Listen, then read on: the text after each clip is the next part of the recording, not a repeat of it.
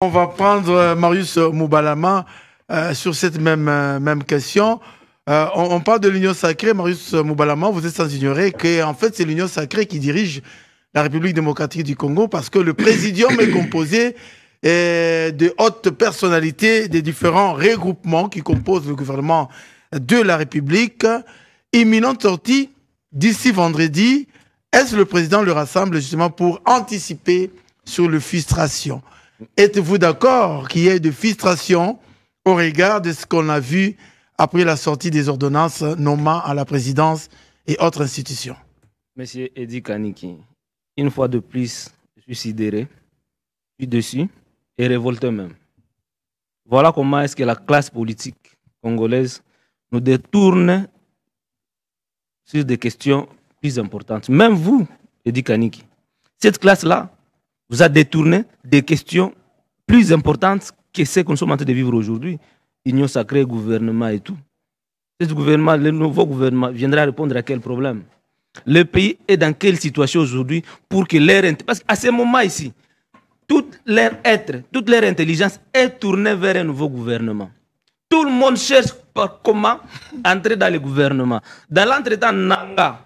Non, tout le monde aussi qui est dans le gouvernement cherche comment... se maintenir aussi. Non, outre se maintenir, comment il faut mettre de côté des paquets. Au cas où on partait. Dans l'entretemps, Nanga, Kagame et consorts développent des stratégies sur comment ils vont arriver à Bukavu, Kalemi et consorts. Nous ici, nous sommes en train de nous battre sur la formation d'un nouveau gouvernement. Donc tout ce qui est question sécuritaire à ce moment ici est mis en berne. Ça c'est déjà un problème. De deux, M. Kaniki, oui. Le 2 août, il y a eu une cérémonie, une activité très majeure et vitale pour notre pays. Les génocostes. Vous n'y avez pas fait cas. Pourquoi? Ce n'est pas de votre faute, Papa Kaniki. Les politiques ont détourné votre attention par rapport à ce qui les intéresse. Mais l'intérêt national est mis à côté. Génocostes, c'est une occasion pour nous, Congolais, de commémorer nos morts, de demander à ce que justice soit faite, mais également combattre pour qu'il y ait une reconnaissance officielle, d'abord à l'interne, du génocide congolais.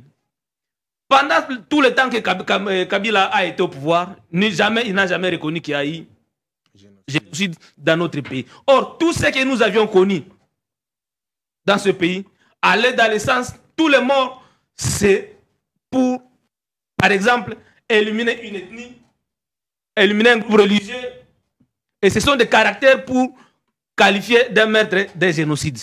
Mais sous Kabila, on n'avait jamais parlé de génocide au Congo. Et nous, on s'apprend à la communauté internationale, dire que la communauté internationale n'est pas en train de reconnaître les génocides qui se font au Congo. Dans l'entretemps, nous-mêmes à l'interne ici, ces génocides-là, on ne les reconnaît pas. Ça, c'est déjà un problème. Les génocides que nous avions connus dans ces pays, longtemps on nous avait dit que non, les morts qu'il y a ici et là sont des conflits ethniques. Les Hema contre les Lendu, les ceci contre les Slaves. Or, c'est faux. Les grands mobiles des génocides au Congo, ce sont des intérêts économiques. Ceux qui financent les guerres cherchent à avoir le contrôle sur les minéraux. Et ils organisent des morts, des génocides dans notre pays, des guerres d'agression pour avoir le contrôle ou l'accès illicitement sur ces minéraux-là. Mais les médias internationaux, ceux qui nous agressent, ils nous disent que non, c'est entre tel groupe ethnique et tel... Non, non. Et voilà le pourquoi du nom génocostes. Génocide, le cost, c'est un terme anglais qui veut dire coût. Pour montrer... Pour des raisons économiques. Pour des raisons économiques. Pour donner la nature, la vraie nature au génocide. La nature, elle est économique. Mais on n'en parle pas. Le président était à Tembe le 2 août. Il a fait quelque chose avec un petit groupe là des Congolais sélectionnés.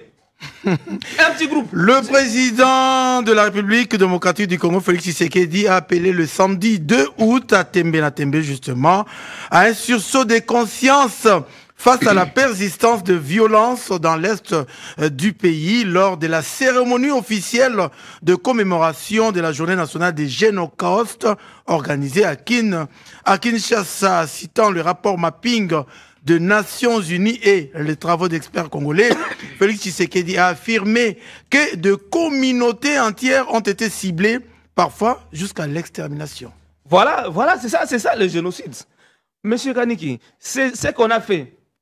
Il l'a dit. Permettez-moi de revenir sur ce qu'a dit mon frère Kaniki. Il déplore que 44 millions de dollars soient donnés à Barcelone. 27, c'est pas plus ou moins 27 millions à AC Milan. Ça, on a copié les Rwanda, visite Rwanda. Nous, c'est Congo au centre de l'Afrique. On a copié ce qui s'est fait au Rwanda. Le Rwanda a pris le temps de se préparer pour arriver dans ce projet-là. Okay? Pourquoi, si on peut copier le Rwanda dans des futilités, pourquoi ne pas prendre aussi copier au Rwanda ce qui est bon? Lorsqu'au Rwanda, il s'agit de commémorer les génocides au Rwanda. Et voilà pourquoi est-ce que la communauté internationale a le regard sur les génocides au Rwanda. Tout est en berne. C'est une journée sommet et payée. Ça se célèbre dans toutes les provinces au Rwanda. Ce jour-là, au stade Amahoro, je crois, au Rwanda, le chef de l'État, la population, les autorités civiles et militaires, tout le monde au stade allait commémorer ces génocides-là. Ici, qu'est-ce que nous avions vu à Tembe na Tembe? Les mêmes personnes qui ont été complices de ces génocides-là, on se moque de qui? On se moque de qui? C'est pas le cas au Rwanda, les mêmes personnes complices du génocide. Ce n'est pas justement. Non, c'est une question. C'est une question. S'il vous plaît, ce n'est pas justement ce qui est officiel. Qui commémore ce qui est officiel, ouais. M. Kaniki. Tous ceux qui ont participé au génocide au Rwanda, ils ont été condamnés par un tribunal pénal international qui était institué à Arusha. Tout à fait. Qu'est-ce que bloque le président Tshisekedi de demander à ce que le tribunal pénal international soit instauré dans notre pays, qui doit commencer par une justice transitionnelle. Et c'est après la justice transitionnelle qu'il y a un tribunal ad hoc qu'on met en place. Parce qu'il faut situer dans l'état les crimes contre l'humanité que nous avions connus. Nous avions connu, il y a une phase de 1993 à 2003, documentée par les rapports mapping. Les gens qui étaient là, il y a certains dont leurs noms sont cités dans les rapports mapping. Et ce sont ces gens-là qui ont bloqué à ce que Kabila ne puisse pas demander le tribunal pénal international. Les mêmes personnes sont en train de gangréner la gestion de Tshisekedi, sont en train de flouer Tshisekedi pour que Tshisekedi aussi ne puisse pas demander le tribunal pénal international. Et ils étaient là. Et ces mêmes personnes-là, au lieu de commémorer comme il faut, ils ont, juste après, s'il vous plaît, juste après, Tembe na Tembe, nous les avions vus en tenue de mariage à l'effigie de Fati pour aller maintenant dans les histoires de l'Union sacrée. Ce qui les importe plus, l'intérêt de la population mis à côté. Oh, mais est-ce que vous ne vous contredisez pas justement, je vous en prie, hein? Laissez-moi vous donner le temps de mettre un point-virgule. Est-ce que vous ne vous contredisez pas justement? Parce que s'il faut trouver la solution au problème de la population, cette solution doit être trouvée par un gouvernement.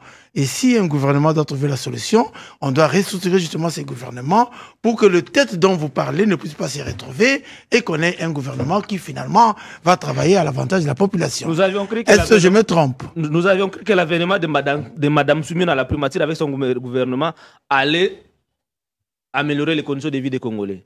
Par contre, c'est sous Souminois que Nanga fait rage à l'Est et c'est supplétif. Ouais. Ça veut dire que le problème n'est pas un problème de gouvernement. On va prendre Jeffis, oui. On va prendre Jeffis, hein, pour faire le table. Au moment où l'Union sacrée est plongée dans cette histoire-là de nomination d'un nouveau gouvernement, oui. Aujourd'hui, il n'y a que Dr Denis Mukwege qui continue à se battre corps et âme afin que le tribunal pénal international soit mis en place, afin que la justice soit faite pour les Congolais. Il n'y aura aucun accord qui pourra supplanter la justice dans notre pays. Très bien, allez, on va revenir à vous pour le dernier tour de table.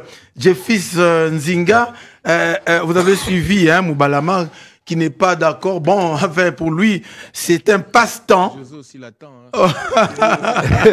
Pour lui, c'est un passe-temps que de se retrouver en réunion pour un échange et pour réfléchir sur le prochain gouvernement. De votre point de vue, Félix Tshisekedi était-il obligé de réunir ces classiques de l'Union sacrée à l'aube de la sortie d'un gouvernement que Marius Moubalama estime on va dire, sans importance.